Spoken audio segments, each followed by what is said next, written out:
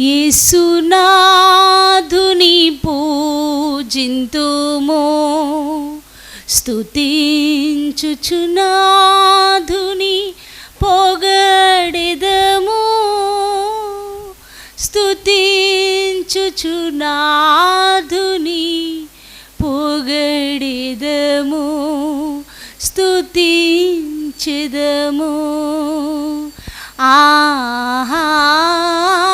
ఆనందం యేసుని సన్నిధి, ఆశీర్వాదం సదా పెరుగుచుండే.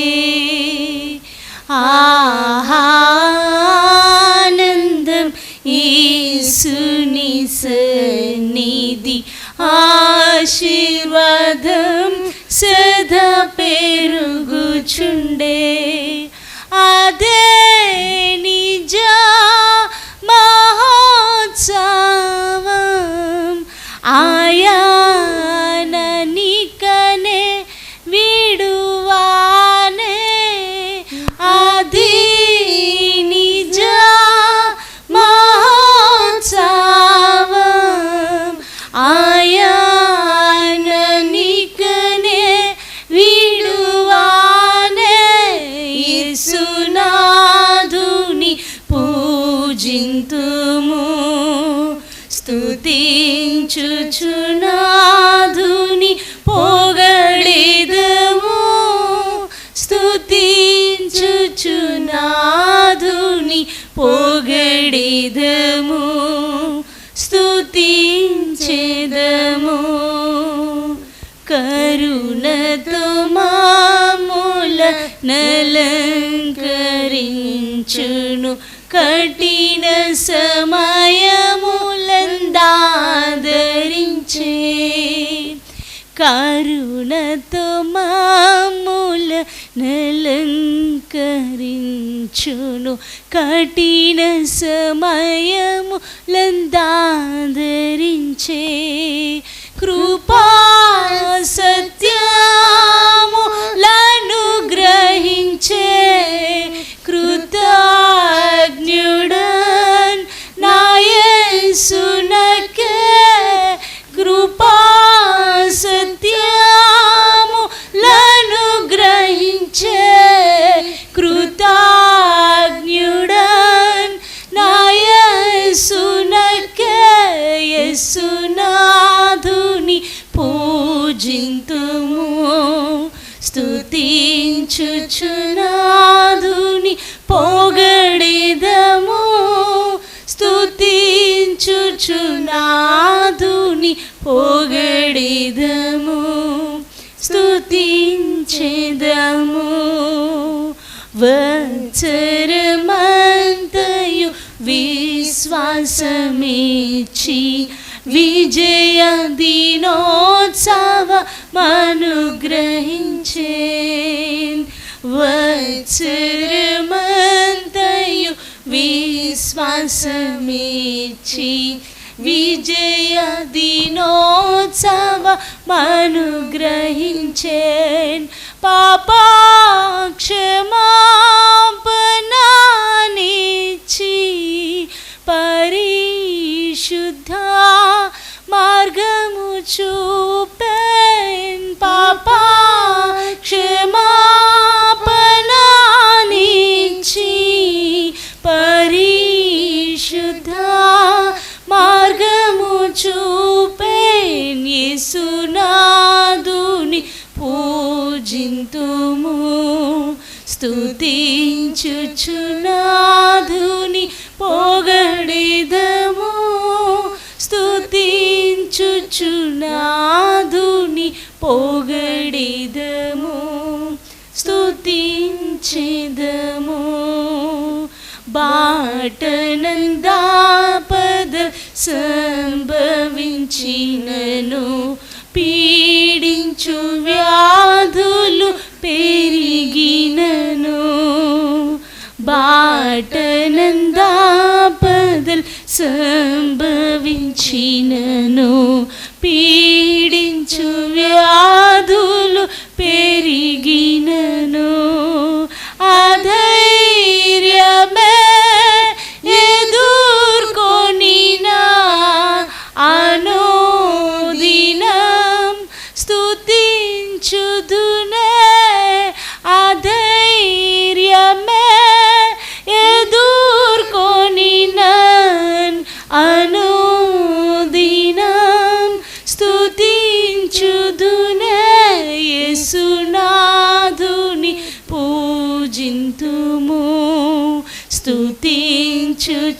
స్తుతించుచునాదుని పొగడెదము స్తుతించుచునాదుని పొగడెదము స్తుతించెదము ప్రేమను దినదినం రుచి చూచి జీవింప పాలించి నడిపించు మీ యేడు ప్రేమను దినదినం రుచి చూచి జీవింప పాలించి నడిపించు మీ యేడు అనాదియు అంతము మీరే అనాథులా సొంతము మీరే అనాదియు అంతము మీరే అనాథులా సొంతము మీరే యేసునాథుని పూజింతుము స్తుతించుచునాదుని పొగడెదము స్తుతించుచునాదుని పొగడెదము స్తుతించెదము స్తుతించుచునాదుని పొగడెదము స్తుతించుచునాదుని పొగడెదము స్తుతించెదము స్తుతించుచునాదుని పొగడెదము స్తుతించుచునాదుని పొగడెదము స్తుతించెదము స్తుతించుచునాదుని పొగడెదము స్తుతించుచునాదుని పొగడెదము స్తుతించెదము స్తుతించెదము స్తుతించెదము స్తుతించెదము స్తుతించెదము హల్లెలూయా హల్లెలూయా హల్లెలూయా ఓరి బలా కబాదు రితురి భాషల దినమన కబాతునా రిక్రాది బిక్లందన Madirala కమాదునమా We touch thy presence, Sikranda Duri Biklabautuna. We touch the Shekinah cloud, Rusanda Manikla Turalaba. Rikraba, Dibiklaba, Ribikaba, Tumanati, Rikandara Tura.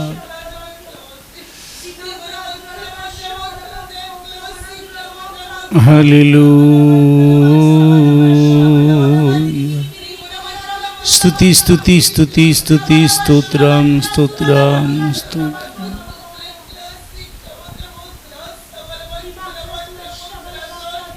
Amen. Amen. Amen.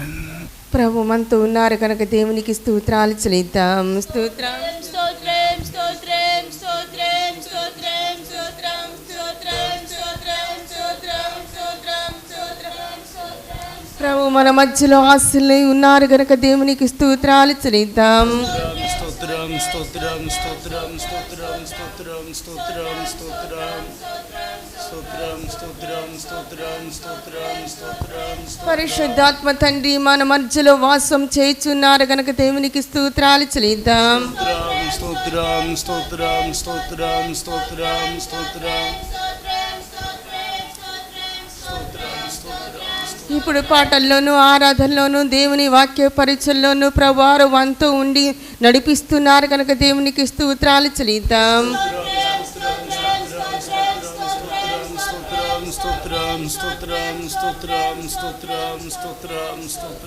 మనము నిలబడి ఆరాధన చేయుచున్నప్పుడు ప్రభువారు పరిశుద్ధాత్మ తండ్రి మన మీద వాసం చేయుచున్నారు కనుక దేవునికి స్తోత్రాలు చెల్లిద్దాం.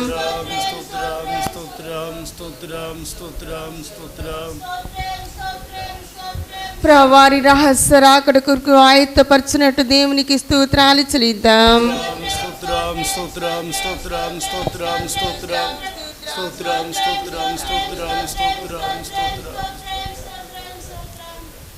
ప్రార్థన చేసుకుందాము. మహాపరిశుద్ధుడైన తండ్రి మీకు స్తోత్రాలు రాజా. అయ్యా మేమందరము నా యూట్యూబ్ ద్వారా నా తండ్రి ప్రభు, అయ్యా మెసేజీ ద్వారా నా తండ్రి ప్రభు మేమందరము బలపడుతున్న తండ్రి మీకు స్తోత్రాలు తండ్రి. అయా మమ్మల్ని అందరినీ బలపరిచిన దేవుడు మీరే తండ్రి. అయా మీ వాక్యము వినుట వలన తండ్రి ప్రభు మా అందరి హృదయాల్లో తండ్రి ప్రభు అయా మీరు అనుగ్రహించుచున్న తండ్రి ప్రభు ఆ పరిశుద్ధాత్మ అభిషేకము నా తండ్రి మమ్మల్ని ఉత్తేజపరుస్తుంది తండ్రి. మీకు స్తోత్రాలు తండ్రి. అయా మమ్మల్ని అందరినీ అతన్ని మీ మహిమతో నింపమని అడుగుకొనుచున్నాను తండ్రి. పాటల్లోనూ ఆరాధనలోనూ దేవుని వాక్య పరిచయలో మీరు మాతో ఉండమని వేడుకొనుచున్నాను తండ్రి. మీకు స్తోత్రాలజా పాటలు పాడుచుండగా నా తండ్రి ప్రభురాజువే అయ్యా నా తండ్రి మాలో మీరు నివసించమని వేడుకొనుచున్నాను తండ్రి.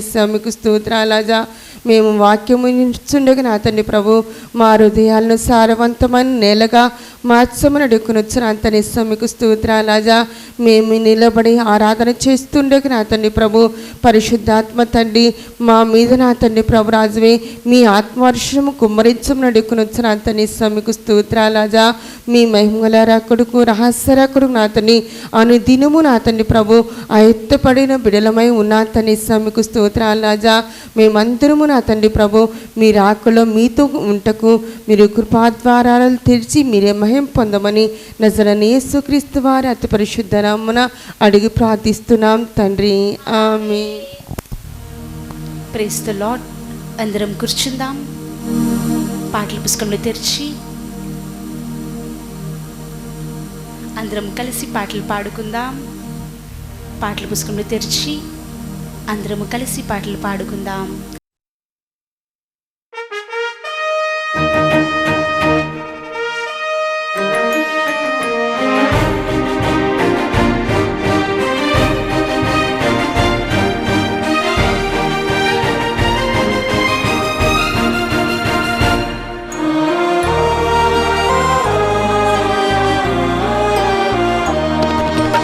ఆలస్యము నీవు చేయక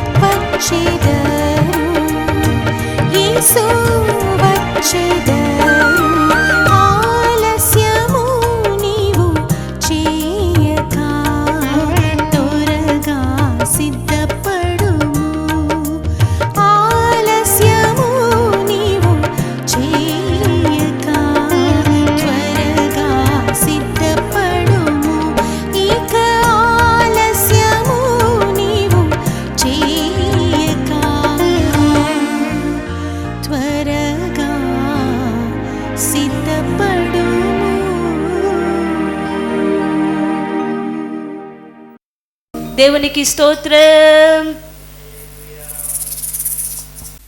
ప్రభు మనతో ఉన్నారు గనుక మన దేవునికి స్తోత్రాలు చెల్లిద్దాం. స్తోత్రం స్తోత్రం స్తోత్రం స్తోత్రం స్తోత్రం స్తోత్రం స్తోత్రం స్తోత్రం. పరిశుద్ధాత్ముడే మాట్లాడువారు ఉన్నారు కనుక స్తోత్రాలు చెల్లిద్దాం.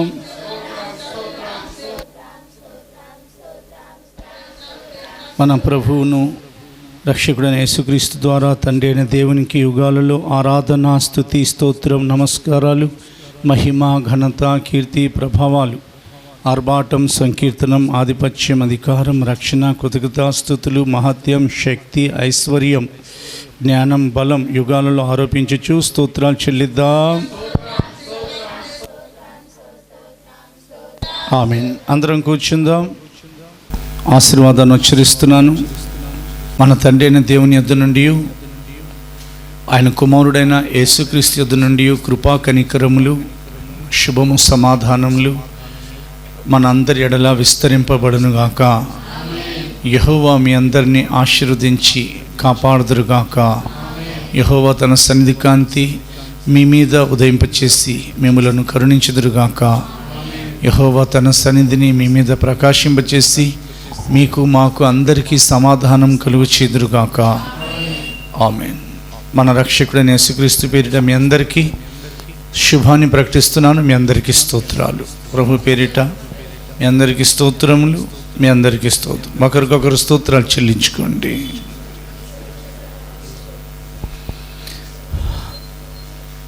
పోయిన సంవత్సరంలో 12వ నెలలో దేవుని యొక్క హస్తం లేదా యెహోవా హస్తం,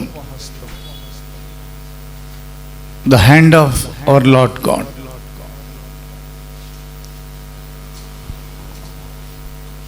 ఈ అంశం మీద కొన్ని విషయాలు మాత్రం వినగలిగాం.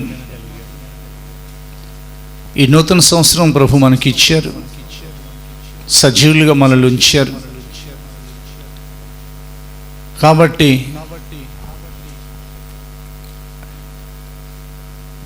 పోయిన సంవత్సరంలో కొంచెం మాత్రమే వినిన ఈ అంశం అనగా యెహోవా హస్తం గురించిన సంగతి ఈ సంవత్సరంలో ప్రభునందు మనం పూర్తి చేయబోతున్నాం. ఎందుకంటే ఆయన హస్తము భూమికి పునాదులు వేసింది అని బైబిల్ సెలవిస్తుంది. ఆయన హస్తము బలపరచుచున్నది అని దేవుని యొక్క వాక్యంలో వ్రాయబడింది.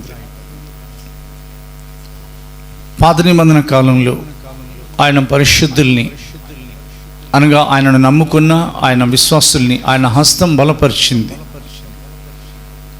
ఆ హస్తము కొత్త నిబంధన సంఘంలో ఉన్న విశ్వాసులనేమి లేదా సేవలో ఉన్నవారినేమి ఎవరైతే ఆయన చేతి నీడలోకి వచ్చారో, ఈ చేతి నీడలోకి రావాల్సిన అనుభవం అనగా దేవుని యొక్క హస్త బలంలోనికి రావాల్సిన అవసరం, అనుభవం చాలా ముఖ్యం. ఎవరైతే ఆయన చేతిని ఆశ్రయించారు, ఆయన హస్త బలాన్ని నమ్ముకున్నారు, ఈ మాటలు వింటున్న మనం ఆయన యొక్క హస్తాన్ని నమ్ముకుందాం, ఆయన యొక్క చేతిని ఆశ్రయిద్దాం. వారిని ఆయన చేయి బలపరుస్తుంది. 2021లో ఎన్నో ప్రణాళికలు ఉన్నాయి. ఈ యూట్యూబ్ ద్వారా చూస్తున్న మీ అందరి జీవితాల్లో, ఈ పునరుత్థాన దిన ఆరాధనలో పాలు పొందుతున్న మనందరి జీవితాలలో, మా సేవా పరిచర్యలో, మీ యొక్క ఉద్యోగ ప్రయత్నాల్లో, ఉద్యోగాలలో, పనులలో, కష్టార్జితాల్లో, వ్యాపారాలలో, మీ బిడ్డల చదువుల్లో ఎన్నో పనులు చేయవలసి ఉన్నది. అవి జరగాలంటే ఆయన చేయి తోడై ఉండాలి. మన చేతితో జరిగే పనులు కావు అవి సంపూర్ణం అవ్వాలంటే ఆయన చేయి మనల్ని బలపరచాలి. మన బలం చాలదు. మొదటి నుండి మనుష్యుని మీద ఆధారపడిన వారెవరు కూడా తమ పనిలో సఫలీకృతం కాలేకపోయారు. ఎవరైతే తమ దేవుని మీద ఆనుకున్నారు, ఎవరైతే తమ దేవుణ్ణి చేతి నీడలో జీవిస్తున్నారు, వారిని ఆయన బలపరుస్తూ ఆ పరిచర్యల్లో వారికి తగినంత బలాన్ని ఇచ్చుచున్న దేవుడై ఉన్నారు. దేవునికి మాత్రమే మహిమ కలుగును గాక. ఇప్పుడు అమూల్యమైన ఆయన వాగ్దానాన్ని, అనేక వాగ్దానాల్ని, ఆయన వాక్యాన్ని మనం వినబోతున్నాం. ఆయన హస్తము. ఎజ్రా అని ఒక శాస్త్రి ఉండేవారు. దేవుని యొక్క మందిరాన్ని తిరిగి పునర్నిర్మించడానికి, తిరిగి కట్టడానికి ఎజ్రా బయలుదేరి యెరూషలేమునకు ప్రయాణం అవుతున్నప్పుడు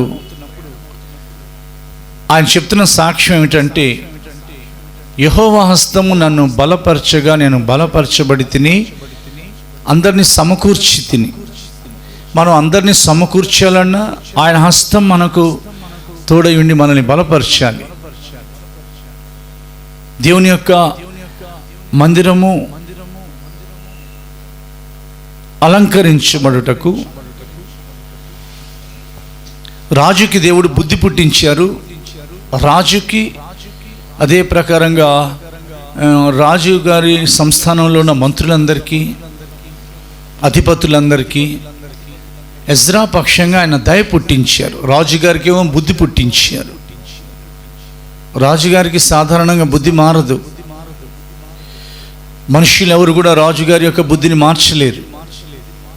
అది ఆయనకే సాధ్యం. ఎందుకనంటే మానవులందరూ నా వశంలో ఉన్నారని ఆయన సెలవిచ్చారు. కనుక ఎవరి బుద్ధినైనా ఆయన మార్చగలరు. చంచల బుద్ధి గలవారు వివేకులగుదురని దేవుని యొక్క వాక్యంలో వ్రాయబడింది. రాజుగారికి ఆయన బుద్ధి పుట్టించారు. రాజుగారికి ఆయన మా సంస్థానంలో ఉన్న అధిపతులందరికీ, మంత్రులందరికీ ఆయన ఎజ్రా పక్షంగా దయ పుట్టించారు.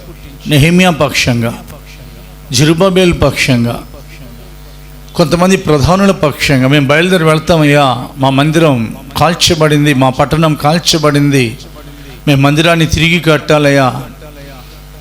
ఎందుకు బుద్ధి పుట్టించారంటే రాజుగారితో దేవుడు మాట్లాడారు, నా మందిరాన్ని కట్టించు కోరేషు అని. రాజులను దేవుడు లేపారు. కోరేష్నేమి, దర్యావేష్నేమి, అర్థహశస్తనేమి. ఆ కాలంలో ఇజ్రాయెల్ ప్రజల మీద ఎవరైతే రాజులుగా ఉన్నారో, ఈ కాలంలో ఎవరైతే మన మీద ప్రభుత్వ అధికారులుగా ఉన్నారో వారందరి మీద, మనందరి మీద, ప్రపంచంలో ఉన్న సింహాసనాలన్నిటి మీద ఒక రాజాదిరాజు ఉన్నారు. ఆయన పరలోకమందు ఉన్నారు. అక్కడ నుండి సెంట్రల్ గవర్నమెంట్ అదే ప్రపంచం మొత్తాన్ని పరిపాలించే సింహాసనం సియోనులో ఉన్నది. ఆ సియోనులో ఆసీనులై తండ్రి అయిన దేవుడు, కుమారుడైన దేవుడు ఉన్నారు. పరిశుద్ధాత్మ దేవుడు ఈ లోకంలో సంచరిస్తున్నారు. కాబట్టి ఆయనే ప్రపంచంలో ఉన్న ప్రభుత్వాల్ని పరిపాలించేవారు. మరి ఎవరికి ఏ బుద్ధి పుట్టిస్తారో సమస్తం ఆయన వశంలో ఉన్నవి. దేవునికి మహిమ కలుగునుగాక. బుద్ధి పుట్టించాలన్నా, బుద్ధి మార్చాలన్నా, ఇదిగో మందిరం కట్టబడాలన్నా, యెరూషలేము సంఘం కట్టబడాలన్నా, మందిరం పునర్నిర్మించబడాలన్నా అది ఆయన స్వాధీనంలో ఉన్నవి. ఆయన మాట సెలవు లేకుండా ఎవరు ఏమీ చేయలేరు. స్తోత్రం చెప్పండి గట్టిగా. ఈ నూతన సంవత్సరంలో మన పనులన్నీ చక్కబర్చుటకు మాత్రమే కాదు, ఆయన యొక్క హస్తం మనకు తోడై ఉన్నది. ఈ మాటలు వింటున్న వారిలో ఏదైనా కానీ యెరూషలేము ఎలా పాడైపోయిందో, ఏ ప్రకారంగా మందిరం శిథిలమైపోయిందో, లేదా ఒక విధమైన నష్టం మందిరానికి జరిగిందో, ఆ మందిరాన్ని బాగు చేయడం కొరకు, ఆ మందిరాన్ని సరిచేయటం, పునర్నిర్మించడం కొరకు దేవుని యొక్క వాక్యం సెలవిస్తుంది. ఆయన రాజుగారికి బుద్ధి పుట్టిస్తే 7వ అధ్యాయమే ఎజ్రా గ్రంథం చదువుతున్నాం. ఎజ్రా గ్రంథము 7వ అధ్యాయము. ఆయన బుద్ధి పుట్టిస్తే ఆయన పర్మిషన్ ఇచ్చారంట, బయలుదేరి వెళ్ళి ఇదిగో యెరూషలేముని కట్టయ్యా అని. 27, 28 వచనాలు చదవబడుతున్నాయి. యెరూషలేములో నుండి యెహోవా మందిరమును అలంకరించుటకు రాజునకు బుద్ధి పుట్టించినందునను, రాజును అతని మంత్రులను, రాజు యొక్క మహాధిపతులను నాకు దయ అనుగ్రహింప చేసినందునను, మన పితరుల దేవుడైన యెహోవాకు స్తోత్రం కలుగునుగాక. నా దేవుడైన యెహోవా హస్తము నాకు తోడుగా ఉన్నందున నేను బలపరచబడి నాతో కూడా వచ్చుటకు ఇశ్రాయేళ్ల ప్రధానులను సమకూర్చి తిని. దేవునికి మాత్రమే మహిమ కలుగునుగాక. ఏమేం జరిగాయి? యెరూషలేమును అలంకరించాలి కనుక రాజుకు బుద్ధి పుట్టింపబడింది, ఎజ్రాకి దయ అనుగ్రహింపబడింది, ప్రధానులందరినీ సమకూర్చడం జరిగింది. ఇదంతా జరగాలంటే ఆయన యొక్క హస్తం తోడై ఉండాలి. ఆయన యొక్క హస్తం తోడై ఉంటే మందిరం అలంకరించబడుతుంది. దేవుని యొక్క సేవకులకు దేవుని యొక్క మందిరాన్ని కట్టాలనే నెహెమ్యా లాంటి రోషం కలిగిన ప్రజలకు, రోషం కలిగిన వారు దేవుని యొక్క మందిరం కట్టాలని కోరుకుంటారు. దావీదు యొక్క రోషం వలన చాలా వెండిని, బంగారాన్ని, ఇత్తడిని, రాగిని, ఇనుమును, ఇంకా వెలగల రత్నములను, ముత్యములను అతడు సమకూర్చాడు. ప్రయాసపడి దేని కొరకునంటే దేవునికి మందిరం కట్టబడాలి. దేవునికి స్తోత్రం కలుగునుగాక. అతనికి గొలియాతును పడగొట్టాలనే రోషం మాత్రమే కాదు, దేవుని యొక్క మందిరం కట్టాలనే రోషం ఉండింది. నెహెమ్యాకి, జెరుబ్బాబేలుకి, ఎజ్రాకి పాత నిబంధన పరిశుద్ధులు బబులోనులో ఉన్న చెరపట్టబడిన చాలామంది పరిశుద్ధులకు, ప్రధానులకు దేవుని యొక్క మందిరం మీద దృష్టి ఉండేది. వారు బబులోనులోకి వెళ్ళినా కానీ, వారు చెరసాలలోకి పంపబడినా కానీ, అవునా, వారికి దేవుని యొక్క మందిరం మీదే ఆసక్తి ఉండేది. దానియేలుకి అయినా కానీ, దానియేలు తన కొరకు ఎప్పుడు ప్రార్థన చేసినట్లు లేదు. సింహాల బోనులో నన్ను పడద్రోయకూడదని అతను ప్రార్థించింది లేదు. సింహాల బోనులో పడద్రోయబడినప్పుడు నన్ను కాపాడు దేవా అని ప్రార్థించింది లేదు. ఎందుకనంటే అతని యొక్క మనసంతా యెరూషలేము కట్టబడాలి, మందిరం అలంకరింపబడాలి, దేవునికి మాత్రమే మహిమ కలుగునుగాక. ఈరోజు దేవుడు మనతో ఆయన వాక్యం ద్వారా మాట్లాడుతున్నాడు. ఆయన యొక్క దర్శనం ఆయన యొక్క పరిశుద్ధుల్లో నెరవేరుతుంది. దేవుని యొక్క దర్శనం ఏమనగా మందిరం అలంకరింపబడాలి. యెషయా ప్రవక్త గ్రంథం ద్వారా ఆయన తెలియపరిచిన సంగతిని మనం చూస్తున్నాం. ద బుక్ ఆఫ్ ఐజయా 60వ అధ్యాయము 7వ వచనం చదవబడుతుంది. నీ కొరకు కేదారు గొర్రె మందలనియు కూడుకొనును, నెబాయోతు పొట్టేళ్ళు నీ పరిచర్యకు ఉపయోగములగును, అవి నా బలిపీఠం మీద అంగీకారములగును. దేవునికి మహిమ కలుగునుగాక. అది దేవుని యొక్క వాక్యం. తర్వాత నా శృంగార మందిరమును నేను శృంగారించదను, అది నా అలంకార మందిరమును నేను అలంకరించదను. ఒకసారి అలంకరింపబడింది మందిరం, మళ్ళా దాన్ని అలంకరిస్తానంటున్నారు దేవుడు. ఈ అలంకారము అనేది ఆయన యొక్క మహిమకు సూచనగా ఉన్నది. కొత్త నిబంధన సంఘము అలంకరించబడాల్సిన కాలం ఇది. అలంకరించేవారు పరిశుద్ధాత్మ దేవుడు. అలంకరించబడిన తర్వాత అది నూతన యెరూషలేం పట్టణంగా మారుతుంది. అలంకారము పరలోకంలో జరుగుతుంది. ఒక వ్యక్తిని వాక్యం ద్వారా దేవుడు అలాగున ఉన్నతమైన పరలోకానికి అలా తీసుకుని వెళ్ళి అక్కడ అలంకరిస్తారు. ఇప్పుడు మనం వాక్యం వింటున్నాం. శ్రద్ధగా ఎవరైతే వాక్యం వింటారో, ఎవరైతే తమ్ము తాము దేవుని యొక్క మహారాకడ దినం కొరకు ప్రతిష్ఠ చేసుకుంటారు, ఎవరైతే ఆయన సింహాసనానికి చేరాలని కోరుకుంటారు, ఎవరైతే ఆయన యొక్క నిత్య నివాసంలో ఉండాలని ఆశపడతారు, వారిని ప్రభు అలంకరించుట కొరకై వాక్యం ప్రకటించబడుతున్నప్పుడు అలాగనే ఎత్తైన అనుభవంలోకి తీసుకెళ్ళి అక్కడ అలంకరిస్తారు. 21వ అధ్యాయం 2వ వచనము ప్రకటన గ్రంథం ప్రకారంగా ఈ వాక్యం నెరవేరుతుంది. ప్రకటన గ్రంథం 21వ అధ్యాయం 2వ వచనం ప్రకారంగా, నేను నూతనమైన యెరూషలేమును మరియు నేను నూతనమైన యెరూషలేము అను ఆ పరిశుద్ధ పట్టణము తన భర్త కొరకు అలంకరింపబడిన పెండ్లి కుమార్తె వలె సిద్ధపడి పరలోకమందున్న దేవుని యొద్ద నుండి దిగివచ్చుట చూచితిని. మహిమ కలుగునుగాక. పరలోకంలో అలంకారం జరగాలి. నూతన యెరూషలేం పట్టణము దేవుని యొక్క సన్నిధిని పరలోకంలో ఉండి అక్కడ నుండి దిగి వచ్చుచున్నది అని బైబిల్ సెలవిస్తుంది. మందిరం అలంకరించడానికి దేవుడు రాజుకి బుద్ధి పుట్టించారు. ఎందుకంటే మందిరం యొక్క అలంకారం విషయమై 70 సంవత్సరాల ఇజ్రాయెల్ ప్రజల యొక్క చెరసాలపు కాలము పూర్తయిపోతుంది అక్కడ. సో దాట్ ఎజ్రా బయలుదేరి వెళ్ళాలి. ఎక్కడ ఉన్నారు వాళ్ళు? ఎక్కడి నుంచి ఎక్కడికి వెళ్ళారు? బబులోను నుంచి వాగ్దాన దేశానికి వెళ్ళారు. యెషయా గ్రంథం 1వ అధ్యాయం 1వ వచనము, పారసీక దేశపు రాజైన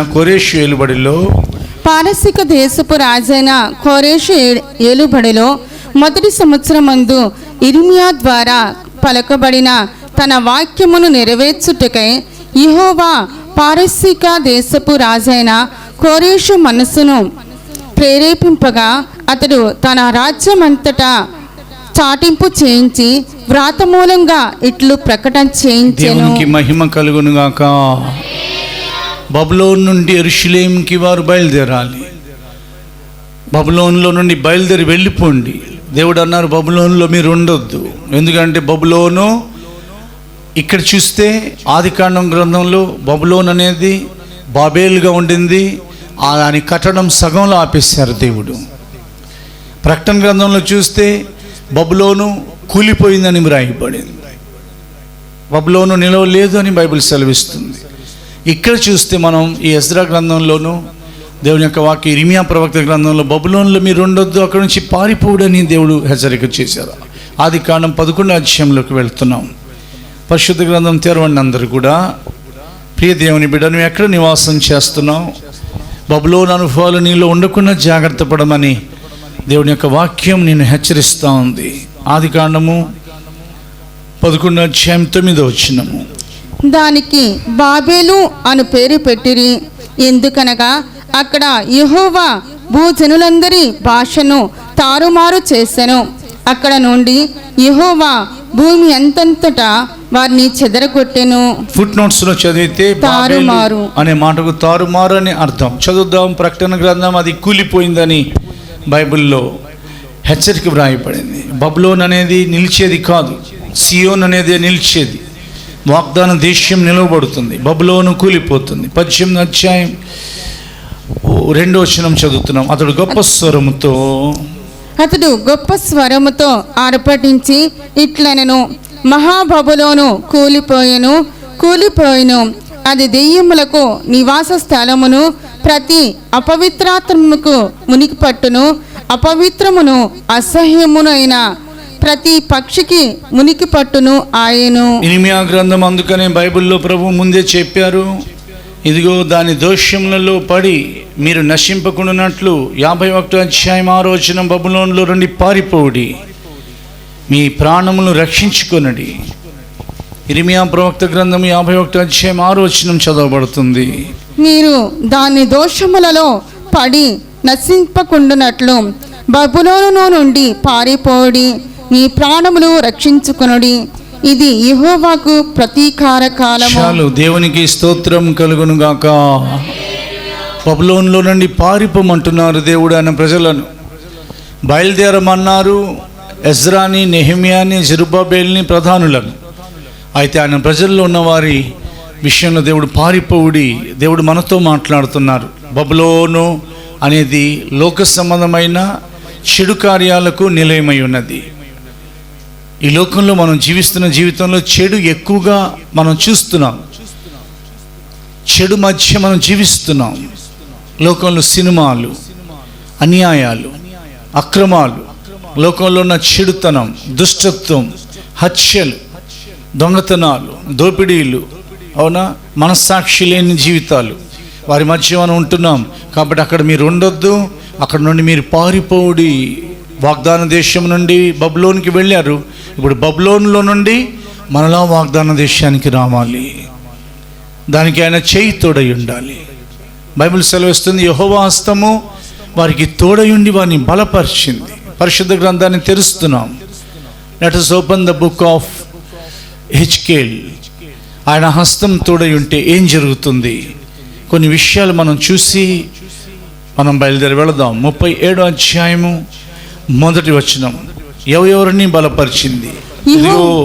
చదువుదాం.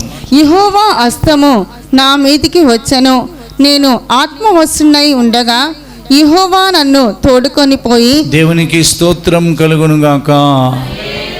ఇదిగో తోడుకొని పోయి నన్ను ఎముకలతో నిండి ఉన్న ఒక లోయలో నన్ను దింపెను. ఆయన వాటి మధ్య నన్ను ఇటు అటు నడిపించుచుండగా. Praise the lord. ఎముకలు అనేకములు ఆ లోయలో కనబడెను, అవి కేవలము ఎండిపోయినవి. మొట్టమొదటి అనుభవం యెహోవా హస్తము దర్శనపు లోయలో. ఎజ్రా అవునాన్ని ఎలా బలపరిచిందో అలా ఎహెచ్కేల్ని బలపరిచి, దర్శనపు మొదటి పాయింట్ లేదా మొదటి అనుభవం, మొదటి మెట్టు, దర్శనపు లోయలో ప్రవక్త అయిన ఎహెచ్కేల్ని దింపిన యెహోవా హస్తము. అదొక దర్శనపు లోయ. ఎహెచ్కేల్ ప్రవచించాలంటే అతనికి దర్శనం కలగాలి. ఎహెచ్కేల్ దేవుని సేవ చేయాలంటే అతని దేవుని యొక్క హస్తం బలపరచాలి. ఎహెచ్కేల్ వెళ్ళింది అవునా ముండ్ల వంటి మనుషుల మధ్యకు, నిర్మలమైన మనస్సాక్షి వారి గలవారి మధ్యకు ఎహెచ్కేల్ని పంపలేదు దేవుడు. వారు ముండ్ల వంటి వారు అని అన్నారు దేవుడు పంపేటప్పుడే. ప్రియ దేవుని బిడ్డ, వారు ముండ్ల వంటి వారు. సహోదరుడా, సహోదరి, అలాంటి వారి మధ్యకు నేను పంపుతున్నానని అన్నారు. వెళ్ళిన తర్వాత ఎహెచ్కేల్ దేవుడు చెప్పినవి చెప్పాలి. దేవుని యొక్క దర్శనం ప్రజలతో చెప్పాలి.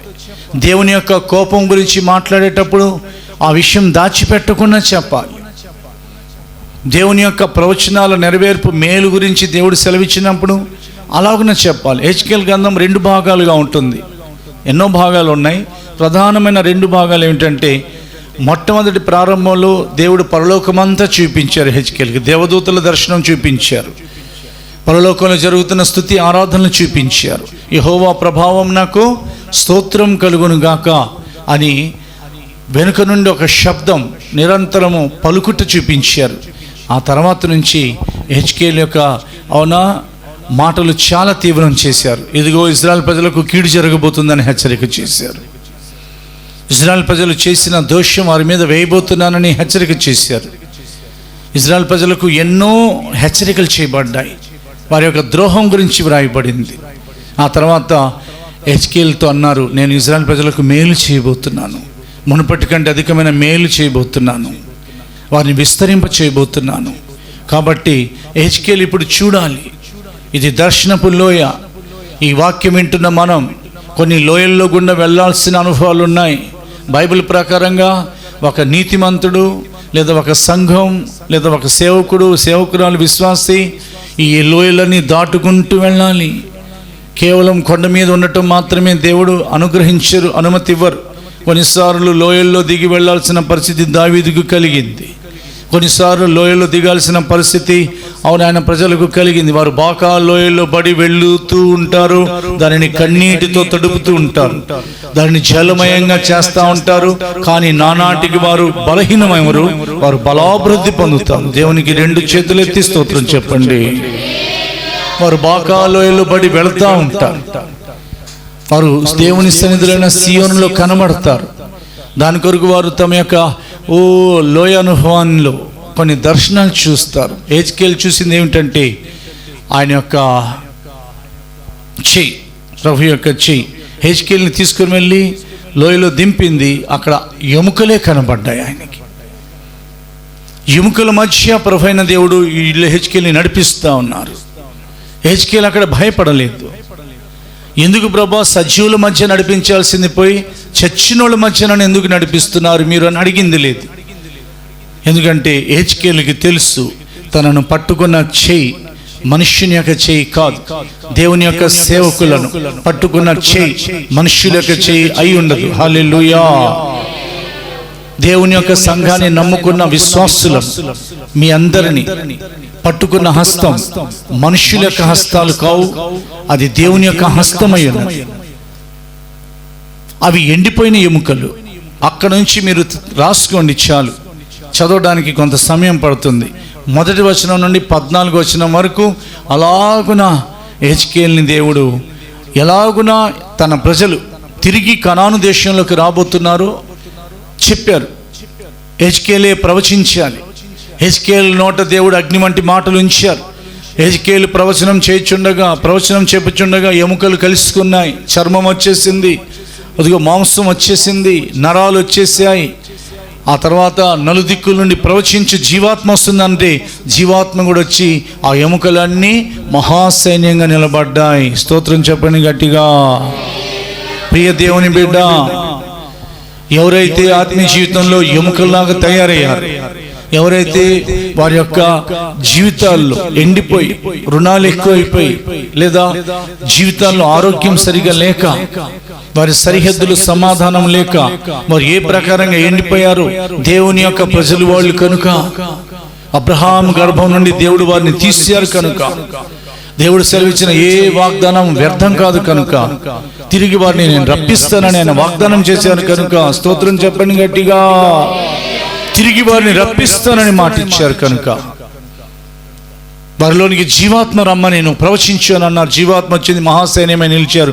అప్పుడు ప్రభు హెజ్కేలుతో మాట్లాడటం ప్రారంభించారు. దేవుడు మాట్లాడితేనే సేవకులు ప్రజలతో మాట్లాడాలి. దేవుని యొక్క మనస్సు ప్రజలకు తెలియపరచాలి. లోయలో ఎముకల మధ్య తిరిగిన హెజ్కేలు ఇప్పుడు మహాసైన్యాన్ని చూస్తున్నారు. దేవుడు అంటున్నారు, ఈ సైన్యం ఎవరో తెలుసా? నా ప్రజలు అనుకుంటున్నారు ఇదిగో మన ఆశ విఫలమైపోయింది, మనం ఎముకల వల్ల ఎండిపోయామే, మనము నాశనమైపోయామే అనుకొనిచున్నారు. కానీ ప్రవచనమెత్తి వారితో చెప్పు, వారు ఎముకలు ఎక్కడ ఉంటాయి? ఇజ్రాయెల్ ప్రజలు ఎక్కడికి వెళ్ళారు? సమాధుల్లోనికి వెళ్ళారు. బబులోను అనగా చెర, బబులోను అనగా సమాధి, బబులోను అనగా ఎండిపోయిన అనుభవం. ప్రియ దేవుని బిడ్డ, యెరూషలేములో ఉన్న నీవు ఒకవేళ బబులోనికి వెళ్ళిపోతున్నావేమో. యెరూషలేము నుండి ఒకడు కిందకి దిగితే దొంగల చేతికి దొరికాడు. అతన్ని చాలా దెబ్బలు కొట్టారు. అతను కొన ఊపిరితో ఉంటే మంచి సమరయుడు అతన్ని పరామర్శించడానికి వచ్చారు. యెరూషలేములో ఉన్న దావీదు కిందకి చూస్తే వ్యభిచారంలో పడిపోయాడు. ఎందుకంటే ఆయన చూపుల్లో జయం లేదు. అక్కడ యెరూషలేములోనున్న ఇదిగో దేవుని యొక్క ప్రజలు బబులోనుకి వెళ్ళిపోయారు. ప్రభు అంటున్నారు అవి సమాధులు. బబులోన్ అనేది సమాధి. వారు ఉంటున్న నివాసాలు కావు, అవి సమాధులు. అక్కడ వారు ఎండిపోయారు. ఎముకేమవుతుంది? మనిషిని చక్కగా పాతి పెట్టేటప్పుడు చాలా అందంగా ఉంటాడు. పాతి పెట్టేటప్పుడు కూడా కదా, చచ్చిపోయినా మనుషులు అందం పోగొట్టుకోరు కదా. కానీ పాతి పెట్టిన తర్వాత ఒక 6 నెలల తర్వాత తీసి చూస్తే, అవునా, సంవత్సరం తర్వాత తీసి చూస్తే అలాగన వారు కృషించిపోతూ ఉంటారు. మట్టి తినేస్తూ ఉంటుంది, ఎముకలు తప్ప ఏమీ మిగలవు. అవునా? వారి జీవితాల్లో బబులోనులో వారు ఫలించడం మానిపోయారు. అక్కడ ఎండిపోతున్నారు, ఎముకల్లా తయారైతే దేవుడు వారితో మాట్లాడుతున్నారు, నేను వారి ఉన్న సమాధుల్ని తెరవబోతున్నాను, నా ప్రజలను తిరిగి రప్పించబోతున్నాను, నా ఆత్మను వారి యందు ఉంచబోతున్నాను, వారు తిరిగి జీవం గలవారై నా దేశానికి రాబోతున్నారు. స్తోత్రం చెప్పండి గట్టిగా. యెహోవా హస్తం ఏం చేసింది? దర్శనపు లోయలో హెజ్కేలుని తీసుకెళ్ళింది. హెజ్కేలుని బలపరిచి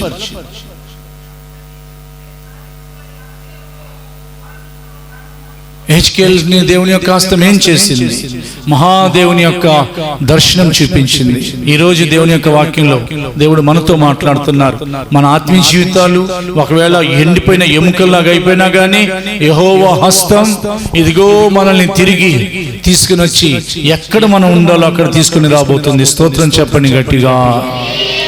యెహోవా హస్తం ఇంకా ఏం చేస్తుంది? దర్శనపు లోయలో ఇదిగో దించిన యెహోవా హస్తం. రెండోదిగా రాజు కంటే వేగంగా పరిగెత్తించిన యెహోవా హస్తము. ఇది ఏలియా విషయంలో జరిగింది. ఆయన కూడా దైవజనుడే. ఆయన రాజుగారితో చెప్పారు, వర్షం పడబోతుంది అయ్యా, దేవుడు గొప్ప వర్షాన్ని కురిపించబోతున్నారు, నువ్వు రథం సిద్ధపరచుకో, నువ్వు బయలుదేరి వేగంగా వెళ్ళు. రాజుగారి మాట సేవకుడు వినాల్సిన పరిస్థితి వచ్చింది. లేకపోతే రాజు ఆటంకపరచబడి అక్కడ ఆగిపోవాల్సిన పరిస్థితి వచ్చేది.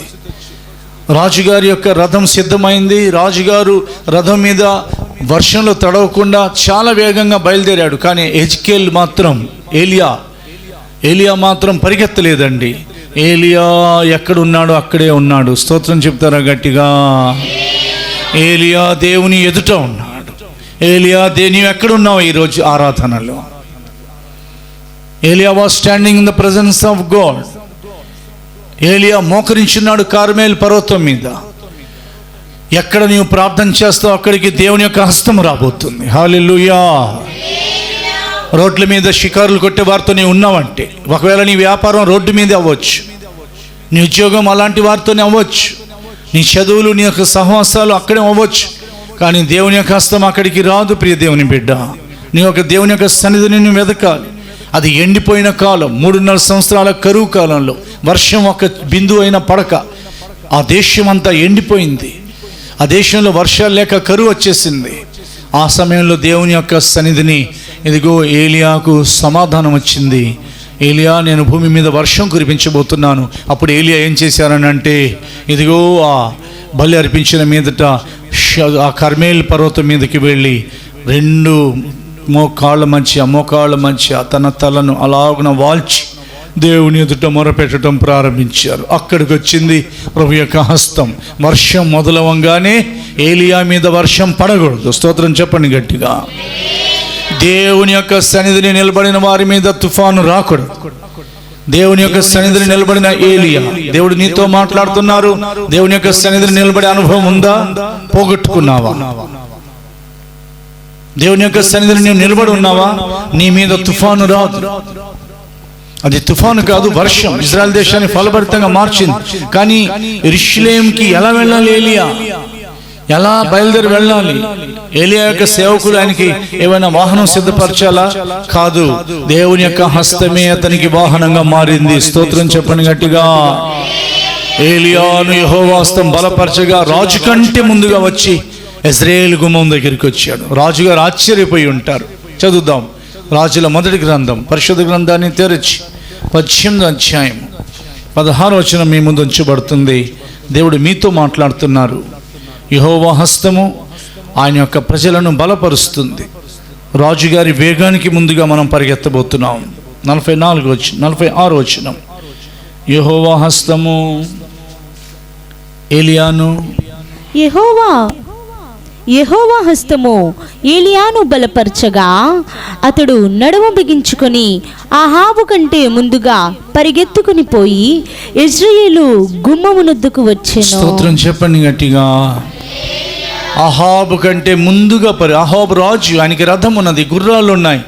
అయినా కానీ రాజు కంటే వేగంగా పరిగెత్తే అవకాశం దేవుడు ఇచ్చారు. ఎందుకనంటే వారి గుర్రాలకు ఉన్న బలం కంటే, వారి రథానికి ఉన్న అతిశయం కంటే యెహోవా హస్తానికి ఉన్న బలము శాశ్వతమైన. ఎవరి చేయి మీద ఆధారపడుతున్నావు? రాజులను నమ్ముకున్నావా? అధికారులను నమ్ముకున్నావా? వారి ద్వారా నీ పనులు జరుగుతాయని అనుకుంటున్నావా? దేవుడు వారిని ప్రేరేపిస్తేనే జరుగుతాయి. ఆయన హస్తం మీద ఆధారపడు. అది ఏలియాని పట్టుకొని బలపరిచినప్పుడు ఏలియా రాజు కంటే వేగంగా యెజ్రెయేలు గుమ్మం దగ్గరికి వచ్చి నిలబడ్డాడు. రాజుకి సిగ్గు కలిగింది. అక్కడ ఏలియా మాటే నెగ్గింది. అక్కడ తన సేవకుల మాటను రూఢిపరిచే దేవుడు అని బైబిల్ సెలవిస్తుంది. స్తోత్రం చెప్పండి గట్టిగా. ఈరోజు వాగ్దానం కూడా అలాగే వ్రాయబడింది. క్యాలెండర్లో ఈరోజు వాగ్దానం చూసుకోండి. హౌస్ ఆఫ్ పెంతెకోస్తు సంఘంలో ఉన్న అవునా ఫిబ్రవరి నెల 7వ తారీఖు వాగ్దానం, ఇదిగో నా మందిరాన్ని నువ్వు జాగ్రత్తగా కాపాడితే, నా మందిరపు ఆవరణాన్ని నువ్వు జాగ్రత్తగా కాపాడితే, మైల వస్త్రాలు ధరింపబడిన ప్రధాన యాజకుడా, ఇదిగో నీ వస్త్రాన్ని తీసి ప్రశస్తమైన వస్త్రం నీకు ఇస్తున్నాను, తల మీద పాక పెడుతున్నాను, నీకు అప్పగించిన దానిని నువ్వు జాగ్రత్తగా కాపాడిన యెడల నా సన్నిధిని నిలిచి భాగ్యం నీకు ఇస్తున్నాను. స్తోత్రం. దేవుడు మనతో మాట్లాడుతున్నారు. మన యొక్క తలంపులు ప్రభువుకి ఇద్దాం. వచ్చే వారంలో మరలా మిగిలిన విషయాలు విందాం. మన యొక్క తల వెంట్రుకలు ప్రభువుకి ఇద్దాం. మన తల వెంట్రుకలు మనుషులకి ఇవ్వద్దు. సాతాను యొక్క తల వెంట్రుకలు మన చేతుల్లో పట్టుకుందాం. మన తల వెంట్రుకలు ప్రభువుకి ఇద్దాం. ఎందుకంటే ఆయన ఇదిగో ఆ ప్రవక్త యొక్క తల వెంట్రుకలు అలా పట్టుకొని అలాగన తీసుకొని వెళ్ళి మరొక చోట దింపారు. ఆయన కూడా ప్రవక్త అయిన హెచ్కేలి. యెహోవా హస్తము మన యొక్క తల వెంట్రుకల్ని పట్టుకుంటుంది. తల వెంట్రుకలు మనలో ఉన్న తలంపులకు సూచనగా ఉన్నది. మనుషుని యొక్క తలంపు కేవలం చెడ్డదని, వారి ఊహ అంత చెడ్డదని, నరుల్ని సృష్టించినందుకు యెహోవా సంతాపపడిరని రాయబడింది. నీ తలంపులు ఎలా ఉన్నాయి? దేవుని యొక్క తలంపుల వల్ల నీ తలంపులు మార్చమని నువ్వు ప్రార్థన చేయాలి. నీ తలంపులో చెడు ఎందుకు ప్రవేశిస్తుంది? మంచం మీద పండుకొని ఇదిగో చెడు తలంపులు కలిగిన పట్టణానికి శ్రమ అని ప్రభు హెచ్చరిక చేశారు. వాళ్ళు మంచాల మీద పడుకుంటారంట, రత్న కంబళ్ళ మీద దొరలాడతారంట, వాళ్ళు చెడు తలంపులతో నింపబడతారంట. అలాంటి పట్టణానికి శ్రమ అని దేవుడు హెచ్చరిక చేశారు. ప్రియ దేవుని బిడ్డ, తలంపు పుట్టక ముందే దేవునికి తెలిసిపోతుంది నీ తలంపులు ఎలా ఉన్నాయి. ఒకవేళ నీ తలంపులు సాతాను చెడగొడుతున్నాడా, నీ యొక్క చూపుల ద్వారా నీ తలంపులు పాడైపోతాయి. అందుకని శిలువ మీద నుండి నీ గురి తప్పితే, సింహాసనం మీద నుండి నీ యొక్క దర్శనం మారితే, యూట్యూబ్లో చూస్తున్న ఈ వాక్యం వింటున్న ప్రియ దేవుని బిడ్డ, నీ యొక్క చూపుల్ని పాపం మీద నుండి మరల్చుకోమని దేవుడు మాట్లాడుతున్నాడు. దేనికి నువ్వు స్టిక్ ఆన్ అయిపోయావు? దేన్ని నువ్వు విడిచిపెట్టలేకపోతున్నావు? దేని విషయమే నువ్వు అంత బలహీనమైపోతున్నావు? నీ యొక్క చూపులు, నీ యొక్క తలంపులు నీ ఆత్మీయ బలిపీఠాన్ని పడద్రోసేసాయి. సాతాను వచ్చి నీ నెత్తి మీద కూర్చొని ఉన్నాడు. సాతాను వచ్చి నీ యొక్క నడుము మీద కూర్చొని ఉన్నాడు. 18 సంవత్సరాలు కూర్చున్నాడు అంట. జాగ్రత్త, అపవాదికి చోటు ఇవ్వద్దు. వాడు వచ్చి కూర్చున్నాడంటే ఖాళీ చేయటం సాధ్యం అవదు. అది ప్రభు వచ్చి గర్జిస్తే 18 ఏండ్ల నుండి అబ్రహాం కుమార్తెను వంచిన సాతాన్ని ఆయన గద్దించి, అమ్మా నీ బలహీనత నుండి నువ్వు విడుదల పొంది ఉన్నావని ఆమెను స్వస్థపరిచినట్లుగా ప్రియ దేవుని బిడ్డ, దేవుడు నీతో మాట్లాడుతున్నారు. హెచ్కేల్ గ్రంథం మరలా చదవబడుతుంది. అతని తల వెంట్రుకల్ని ప్రభు పట్టుకున్నారు. కాబట్టి భయంకరమైన మనుషుల మధ్య ఆయన ప్రవచించటం ప్రారంభించారు. ప్రవక్త హెచ్కేల్ గ్రంథం 8వ అధ్యాయం 3వ వచనం చదవబడుతుంది. The book of Ezekiel chapter 8 verse 3. Ezekiel గ్రంథం 8వ అధ్యాయం 3వ వచనం. మరియు చేయి వంటిది ఒకటి ఆయన చాపి నా తల వెంట్రుకలు పట్టుకునగా, ఆత్మ భూమి ఆకాశముల మధ్యకు నన్నెత్తి, నేను దేవుని దర్శనములను చూచుచుండగా యెరూషలేమునకు ఉత్తరపు వైపుననున్న ఆవరణ ద్వారము దగ్గర రోషము పుట్టించు విగ్రహ స్థానములో నన్ను దించెను.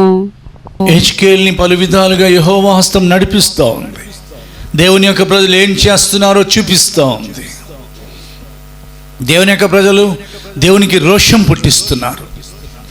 దేవుని యొక్క ప్రజలు వారి యొక్క జీవితాలలో దేవుణ్ణి పక్కన జరిపి, నువ్వు ఎవరిని పక్కన జరిపావు?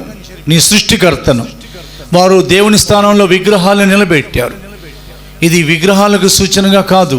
మన హృదయాలలో ఉండాల్సిన స్థానం ప్రభువుకి ఇవ్వక, ఇదిగో వేరొకరు వచ్చి కూర్చున్నారా? నీ హృదయంలో ఎవరు చేరారు? నీ హృదయంలో విగ్రహం చేరింది. అది లోకానికి సూచనగా ఉన్నది.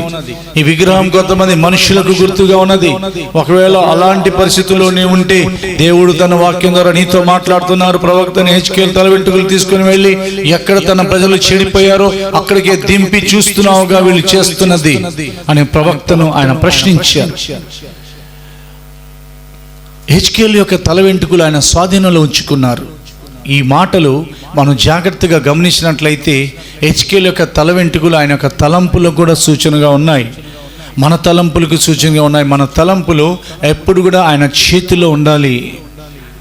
అప్పుడు చెడు రాదు. ఆయన చెయ్యి మన తల మీద ఉండాలి. ఏం చేశారు ఆయన? ఇదిగో చేతులెత్తి ఆ పిల్లల మీద ఉంచి వారిని ఆశీర్వదించారని రాయబడింది. ఆయన పరిశుద్ధ గ్రంథంలో అనేక సందర్భాల్లో తన యొక్క చేతులు వారి మీద ఉంచినట్లు వ్రాయబడింది. రోగుల మీద ఆయన చేతులు ఉంచి వారిని స్వస్థపరచునని వ్రాయబడింది. స్తోత్రం చెప్పండి గట్టిగా. బబులోనులో ఉన్నావా? లేకపోతే ఉండకూడని స్థలాల్లో ఉన్నావా? ఆయన యొక్క చేతి నీడలను పరిగెత్తి రావాల్సిన కాలం ఇదే. దేవుడు నిన్ను పరుగెత్తమంటున్నారు. ఎటువైపుకి? ఆయన చేతి నీడలోనికి రా. అప్పుడు ఆపదలో నీవు పడకుండా కాపాడబడతావు. ఎందుకంటే నీ చేతిలో ఉండాల్సిన విషయం దేవుడు సమూయేలు మొదటి గ్రంథం ద్వారా నీతో మాట్లాడుతున్నారు. నీ చేతిలో ఏముండాలి? దావీదు చేతిలో ఉన్నది నీ చేతిలో ఉండాలి ప్రియ దేవుని బిడ్డ. సమూయేలు మొదటి గ్రంథం 17వ అధ్యాయము 54వ వచనం. సమూయేలు మొదటి గ్రంథం 17:54. అయితే దావీదు ఆ ఫిలిష్తీయుని, చదవండి. అయితే దావీదు ఆ ఫిలిష్తీయుని ఆయుధములను తన డేరాలో ఉంచుకుని అతని తలను తీసుకుని యెరూషలేమునకు వచ్చెను. స్తోత్రం చెప్పండి గట్టిగా. దావీదు చేతిలో గొలియాతు యొక్క తల ఉండాలి. ఎందుకంటే గొలియాతు యుద్ధ భూమిలో సవాలు విసురుతున్నాడు. ఏమని సవాలు విసురుతున్నాడు? నా దగ్గరికి రమ్ము, నీ మాంసమును ఏమంటున్నాడు చూడండి, శపిస్తున్నాడు దావీదుని. నా దగ్గరికి రమ్ము, నీ మాంసమును ఆకాశ పక్షులకును భూమృగములకును ఇచ్చివెత్తునని ఆ ఫిలిష్తీయుడు దావీదుతో అనగా. స్తోత్రం. యుద్ధ భూమిలో కొన్నిసార్లు మనం ఉండాల్సిన పరిస్థితులు వస్తాయి. యుద్ధం యెహోవాదే అని ఒప్పుకోలు చేద్దాం. యుద్ధ భూమిలో దావీదు వెళ్ళాల్సిన పరిస్థితి వచ్చింది. యుద్ధంలో ఆయన ఒక్కడే వెళ్ళాడు. దావీదు వెనకాల సైన్యం లేదు. దావీదు చేతిలో కత్తి లేదు. గొలియాతు వెనకాల చాలామంది ఫిలిష్తీయులు ఉన్నారు. వాళ్ళు ధైర్యంగా ఉన్నారు. సౌలు వెనకాల ఉన్న సైన్యం పారిపోయి చెల్లాచెదురిపోయి ఉన్నారు. ఇప్పుడు కానీ దావీదు కానీ వాళ్ళకి దొరికితే దావీదుని అసలు మిల్చరు, పీస్ చేసేస్తారు. అయినా కానీ దావీదు యొక్క అవునా చేతిలో ఏముంది? వడిస్తుంది. దావీదు దగ్గర ఏముంది? చిక్కం ఉంది. దావీదు వెళ్ళింది ఎక్కడికి? యుద్ధానికి వెళ్ళే ముందు ఏలా లోయలోనికి వెళ్ళాడు. నువ్వు ఎక్కడికి వెళ్తున్నావు? నీ యుద్ధాల్లో లోయలోనికి వెళ్ళు ప్రియ దేవుని బిడ్డ. లోయలో ఏం దొరికింది? 5 రాళ్ళు ఏరుకున్నాడు, చిక్కంలో పెట్టుకున్నాడు, ఒడిసులో ఒక రాయి పెట్టాడు. యుద్ధంలో సవాలు చేస్తున్న గొలియాతుతో మాట్లాడాడు. ఏమన్నాడంటే, కత్తి తీసుకొని నువ్వు నా మీదకి వస్తున్నావు, కానీ నేను జీవం కలిగిన సైన్యములకు అధిపతియగు యెహోవా పేరిట ఇదిగో నీ మీదకి వస్తున్నాను. హల్లెలూయా. నీవు కత్తియు ఈటయు బల్లెమును ధరించుకుని నా మీదకి వచ్చిచున్నావు. అయితే నీవు తిరస్కరించిన ఇజ్రాయేలు సైన్యములకు అధిపతి యెహోవా పేరిట నేను నీ మీదకి వచ్చిచున్నాను. ఈ దినమున యెహోవా నిన్ను నా చేతికి అప్పగించును. నేను నిన్ను చంపి నీ తలను తెగ తీసేస్తాను. స్తోత్రం చెప్పండి గట్టిగా. దావీదు యొక్క దర్శనం గొలియాతు యొక్క తల తీసేయాలి. నీ యొక్క దర్శనం సాతాను చేతిలో నీ తల తీయించుకోవాలి. దేవుని యొక్క దర్శనం, దావీదు యొక్క దర్శనం గొలియాతు యొక్క తల తెగవేయాలి. యుద్ధ భూమిలో నేను ఒక్కడనే వెళతాను, అక్కడ ఎవరు లేరు. యుద్ధం యెహోవాది. జాగ్రత్త, నీ దర్శనంలో మార్పు రావాలి. సాతాను నా తల తీసేసినా పర్వాలేదు అనుకుంటున్నావా? సాతాను నా యొక్క తలంపుని పాడు చేసినా పర్వాలేదు అనుకుంటున్నావా? సిగ్గు కలిగిద్ది ఇజ్రాయెల్ ప్రజలందరికీ. జాగ్రత్త ప్రియ దేవుని బిడ్డ. దేవుని నామానికి అవమానం కలగకుండా నువ్వు జాగ్రత్త పడాలి. దేవునికి మహిమ కలుగును గాక. సైనికులందరూ సైన్యమంతా దేవునికి అవునా దేవుని సంఘానికి అవమానం కలిగేటట్లు గొలియాతుని ఎదుర్కోలేక, ఎందుకంటే సహవాసం లేదు, రాజుగారికే లేదండి అక్కడ. He was not having any fellowship with him. దేవునితో ఎక్కడ కూడా సహవాసం లేని సౌలు పారిపోయి ఎక్కడో దాక్కున్నాడు. సైన్యాధిపతులు చెల్లాచెదరైపోయారు. సైన్యం వణికిపోతా ఉంది. దావీదు మాత్రం వణికే వారి మధ్య నుండి వణికించడానికి బయలుదేరాడు. స్తోత్రం చెప్పండి గట్టిగా. దేవుడు నీతో మాట్లాడుతున్నాడు. యుద్ధ భూమిలో దావీదు ఏ ఆయుధాన్ని నమ్ముకోలేదు. ఏమని చెప్తున్నాడు ఆయన? ఇదిగో ఇశ్రాయేలీయులలో దేవుడు ఉన్నాడని లోక నివాసులందరూ తెలుసుకున్నట్లు నేను ఈ దినమున ఫిలిష్తీయుల యొక్క కళేబరములను ఆకాశ పక్షులకును భూమృగములకు ఇవ్వబోతున్నాను. అప్పుడు యెహోవా కత్తి చేతను ఏటి చేతను రక్షించేవాడు కాడని ఈ దండు వారందరూ తెలుసుకుందరు. యుద్ధము యెహోవాదే. హల్లెలూయా. ఆయన మిమ్మును మా చేతికి అప్పగించును. నీ యొక్క మాంసాన్ని భూమృగాలకి, ఆకాశ పక్షులు, నీ ఒక్కడి మాంసాన్ని ఇస్తానంటే ఏమంటున్నాడు? మీ అందరి శవాలు నేను ఇస్తానని అన్నాడు. స్తోత్రం. చూడండి ఎంత రివర్స్లో మాట్లాడుతున్నాడు. ఆ రోషం ఎక్కడి నుండి వచ్చింది? దేవుని యొక్క హస్తం దావీదుని బలపరిచినందువలన. దావీదు యొక్క ముందు ప్రభు వెళ్ళి గొలియాతుని పడగొట్టాడు. ఈ ఆరాధనలో పాల్పొందుతున్న నీతో మాట్లాడుతున్నారు. ఏ గొలియాత్ అయితే దేవుని యొక్క ప్రజలకు నష్టం కలిగించని వచ్చాడో తప్పకుండా దేవుడు వాడిని పడగొట్టబోతున్నాడు. Praise the lord. యుద్ధములో నీకు జయం. దేవుని యొక్క వాగ్దానాలు నెరవేర్పు కొరకు దావీదు గొలియాతు వైపు పరిగెత్తాడు. గొలియాతుని పడగొట్టేశాడు. ఒక రాయి విస్తరంగానే ఎటు వెళ్ళి పడిపోయిన రాయి ఖచ్చితంగా గొలియాతు యొక్క తలలోనే పడింది. ఎందుకనంటే అతని తలంపులు పాడైపోవాలి. నేను ఇజ్రాయెల్ ప్రజలను గెలుస్తాను, సౌలుని నేను దింపేస్తాను, నేనే ఇజ్రాయెల్ ప్రజల మీద రాజు అవుతాను. సాతాను ఎన్నడూ దేవుని యొక్క ప్రజల మీద రాజుగా మారగలడా? దేవుని యొక్క ప్రజలకు ఒక రాజు ఉన్నాడు. ఆయన పేరు సైన్యములకు అధిపతి యెహోవా. హల్లెలూయా. మన యొక్క రాజు ఒక ఆయన ఉన్నారు. ఆయన కుమారుడైన యెహోవా కుమారుడైన యేసుక్రీస్తు. మన మీద వేరొకడు రాజుగా ఉండడానికి దేవుడు అనుమతించలేదు. సాతాను యొక్క సింహాసనం పాతాళంలో. పరిగెత్తాడు, పడగొట్టేశాడు, తెగ తీసేసాడు చేయిలో. తన చేత్తో దావీదు యొక్క చేతిలో ఏముంది ఇప్పుడు? గొలియాతు యొక్క తల పట్టుకొని ఎక్కడికి వచ్చాడు? యెరూషలేముకి వచ్చాడు. అందరూ చూస్తున్నారు. అప్పుడు బైబిల్ సెలవిస్తుంది దావీదుకి 10,000 కొలదని పాడారు. ప్రియ దేవుని బిడ్డ, దేవుడు నీతో నాతో మాట్లాడుతున్నారు. ముగిస్తున్నాను. యెహోవా హస్తం గురించి విన్నాం, అది భూమికి పునాదులు వేసింది. యెహోవా హస్తం గురించి విన్నాం, అది హెజ్కేలుని దర్శనపు లోయలో దింపింది. యెహోవా హస్తం గురించి విన్నాం, అది ఎజ్రాని బలపరిచింది. ఎజ్రాని బలపరచగా ప్రధానుల్ని సమకూర్చారు. ఎజ్రా యొక్క సమకాలికులైన జెరుబ్బాబెల్, నెహెమ్యాని బలపరిస్తే మందిరం అలంకరించబడింది. ప్రభు యొక్క రాకడికి ముందు ఇదిగో ఈ మందిరం అనేది అలంకరించబడటం. మన యొక్క సంఘం, మీరు, నేను, మనం పరిశుద్ధాత్మ అలంకారాలతో నింపబడాల్సిన అవసరం ఉన్నది. హల్లెలూయా. దావీదు యొక్క చేతిలో గొలియాతు యొక్క తల ఉన్నట్లుగా లేచి నిలబడదాం. అందరం కూడా తీర్మానం చేసుకోండి. ఈరోజు దేవుడు మీతో మాట్లాడుతున్నారు. అందరం లేచి నిలబడదాం. దేవుడు మన వినికిడిలో తన మాటలను ఆశీర్వదించి ఆయన యొక్క ప్రజలకు ఈ తీర్మానాలను అనుగ్రహించుదురుగాక. అందరూ కూడా 2 చేతులు పైకి ఎత్తండి. ప్రభువా, ఇదిగో మా యొక్క బలం మీద మేము ఆనుకోవటం మానేశాం, మా చేతి మీద మేము నిలవబడటం మానేశాం. ప్రభువా, మా చేతిని మేము నమ్ముకోవట్లేదు. ఇక మీదట మనుష్యుల యొక్క చేతి మీద మేము నమ్ముకోవట్లేదు ప్రభువా, అనుకోవట్లేదు ప్రభువా. Not completely we are depending upon your hand, mighty hand, wretched hand, glorious hand, blessed hand. మీ చేయి దీవెనకరమైన దయ, మీ చేయి మహిమాన్వితమైన దయ, మీ చేయి బలపరిచే చేయి ఉన్న దయ. బలహీనమైపోతున్నాను ప్రభుని అడగండి, అడగండి. దేవుడిని నీ మందిరం అలంకరించబడాలయ్యా.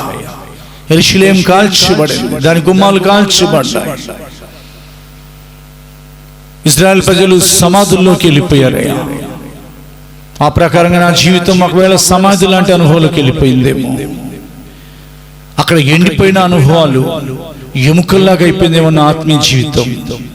తిరిగి ఆ సమాధిని తెరుస్తానని అన్నారే, దాని కొరకు ఆ దర్శనపు లోయలో మీ దాసులను హెజ్కేలుని దింపారే. మమ్మల్ని ఫలింప చేయటం నీ యొక్క ఉద్దేశ్యం కదా ప్రభువా. నా యొక్క ఆత్మీయ జీవితంలో నన్ను చిగురింపచేయండి. 2 చేతులు ఎత్తి అడగండి దేవుడిని, లార్డ్ నా జీవితాన్ని చిగురింపచేయండి. సమాధుల్లో నేను ఉండకూడదు, బబులోన్లో నేను ఉండకూడదు. పారిపోమన్నారయ్యా బబులోన్లో నుండి. ఈ లోకంలో ఉన్న తారుమారు అనుభవాలు నేను ఉండకుండా నాకు కృపనివ్వండి. అడగండి దేవుడిని. రాజు యొక్క వేగాన్ని మించిన వేగం, తుఫానులో నన్ను చిక్కుపడకుండా కాపాడిన వేగం, ఆ వర్షంలో నేను తడిసిపోకుండా ఎలియాని బలపరిచిన హస్తం, ఆ వేగం నాకు ఇవ్వండి. ఈ లోకాన్ని పరిపాలిస్తున్న వారికి ఎన్నో విధాలైన వేగాలు ఉన్నాయి, వాహనాల ద్వారా ఏమి, అధికారాల ద్వారానేమి. కానీ నా యొక్క వేగం నా ప్రభు యొక్క హస్తం వలన కలగాలి. చేతులను పట్టుకోమని అడగండి దేవుడిని. అయ్యా ఇదిగో నాయన నా తల వెంట్రుకలు, నా తలంపులు నీ స్వాధీనం చేస్తున్నాను. చెడు తలంపులు వస్తున్నాయి, జయ జీవితం లేకుండా ఉన్నాను. ప్రభువా, నా జీవితంలో ఒక మంచి తలంపులు కలిగిన ఒక సాధనంగా నన్ను మార్చండి. నా తల వెంట్రుకలు మీ స్వాధీనం చేస్తున్నానయ్యా. సాతాను నా ఎదుట పడగొట్టండి ప్రభువా. అపవాదికి సిగ్గు కలిగించండి. గొలియాతు పడిపోయినట్లుగా వాడు పడిపోవాలి. సాతాను యొక్క తల ఎప్పుడు నా చేతిలో ఉండాలి. నేను నూతన యెరూషలేముకు వచ్చే వరకు నా తలంపులు, నా జీవితం సాతాను యొక్క చేతిలో పడకుండా కాపాడు తండ్రి. దేవుడి నడిపింపు మాటలను కూడా దీవించి ఆయన రహస్య రాకడ ఎదుట మనల్ని నిలబెట్టుదురుగాక. యెహోవా హస్తము ఏలియాను బలపరిచినట్లు, ఎజ్రాని బలపరిచినట్లు, యెహెజ్కేలుని బలపరిచినట్లుగా మనందరినీ ప్రభు అయిన దేవుని యొక్క హస్తం బలపరచునుగాక. ప్రార్థన చేసుకుందాం. మీకు లిఖించలేని స్తోత్రాలు రాజా. నా తండ్రి ప్రభు రాజువి ఏలేను బల నా తండ్రి ప్రభు. అయా ప్రభు మీ హస్తబలము నా తండ్రి ప్రభు. అయా మీ హస్తబలము ఆశ్రయిస్తున్నాం తండ్రి. మీకు స్తోత్రాలు రాజా. ఎజ్రా నా తండ్రి, హిమియాలు, జెరుబాబెలు నా తండ్రి ప్రభు రాజువి. అయా మీ మందిర పక్షాన ఆసక్తి కలిగి ఉన్నారు తండ్రి. మీకు స్తోత్రాలు రాజా. మేము కూడా నా తండ్రి ప్రభు మీ మందిరము కట్టాలని చెప్పి ఆసక్తి కలిగి ఉన్నాను తండ్రి. మీకు స్తోత్రాలు రాజా.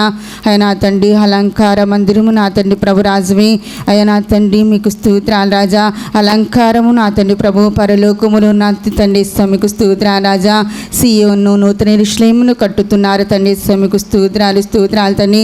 మేమందరము నా తండ్రి ప్రభు సియోనుకు నూతన యెరూషలేముకు వెళ్ళుటకు నా తండ్రి మీరు కృప చూపించబడుకుని వచ్చిన తండ్రి. మీకు స్తోత్రాలు రాజా. అయ్యా నా తండ్రి యెహెజ్కేలు నా తండ్రి ప్రభు రాజువి బలపరిచినాడు తండ్రి. మీకు స్తోత్రాలు రాజా. నా తండ్రి ప్రభు మీకు స్తోత్రాలు తండ్రి. యెహెజ్కేలు నా తండ్రి ప్రభు రాజువి. అయ్యా నా తండ్రి ప్రభు హయా నా తండ్రి మీకు స్తోత్రాలు రాజా. యా జీవాత్మ వచ్చింది తండ్రి. మీకు స్తోత్రాలాజా. మహాసైన్యముగా మారింది తండ్రి. మీకు స్తోత్రాలాజా.